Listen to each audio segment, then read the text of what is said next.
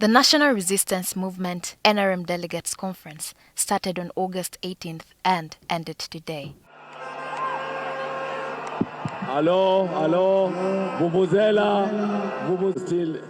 However, the conference has left many questioning the integrity of the electoral process within Uganda's ruling party. It is so surprising that these people are in charge of government. So they are teaching our children, I think, bad manners, some of them. You cannot go on the microphone and claim that someone was buying delegates. Everyone is complaining. Senior cadres of NRM like Mike Mukula were crying like children that for me I don't have this money to spend. Let me just bow. Under normal circumstances, if you go into an election, there must be ideas contending for space, for political space. So if these guys can kill themselves within their own house, how do you expect they will treat the rest of us? We sought the opposition's perspective on the key takeaways from the conference. Many argue that the process was marred by irregularities, bribery, and violence, raising concerns about the party's ability to hold free and fair elections. Practically, if you are poor, you don't have rights under NRM. And now it is going to kill all those people who are brainy, they have the brains, they have the will to serve the country, but they don't have that money. We have always said, can we straighten up our democratic processes?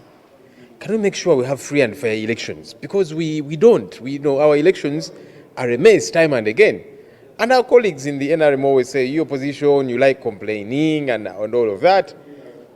But now they have become victims, a number of them. The Nakaseke South Member of Parliament expressed his disappointment with the NRM's electoral process, stating politics is now for the rich. He wondered where some candidates got the billions of shillings they spent during the conference. Because even at the end of the delegates conference, most of them would have been in prison. There would be institutions like IGG to investigate. But Museveni himself castrated the IGG officers. The police officers who are supposed to investigate cannot because the regime is about using money.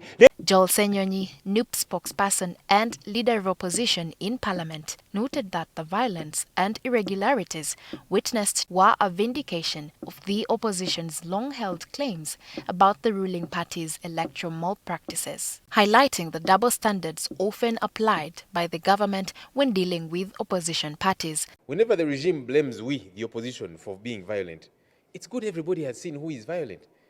Because they're always blaming us for being violent, but we are the ones getting beaten, not us beating the other side. Despite the challenges, the opposition sees an opportunity to capitalize on the NRM's internal divisions and allegations of electoral irregularities. The Lord Mayor Erias Lukwago says the NRM is not a party at all. This party called the NRM is not the one that is envisaged under the provisions of the Constitution.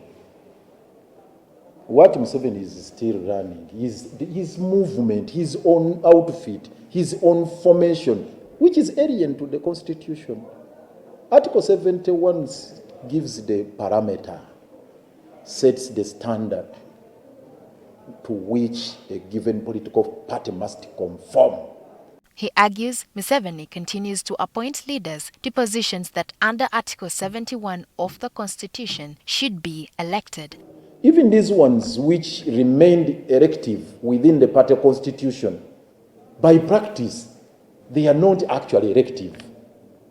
They are also designated. That's why Mr. Museveni is designated permanently as the chairman of NRM for life. Moses Chigongo is also designated as the deputy chairperson for life. Now, Kadaga had also assumed that probably should also enjoy the same status, that should get that cushion. Wapi?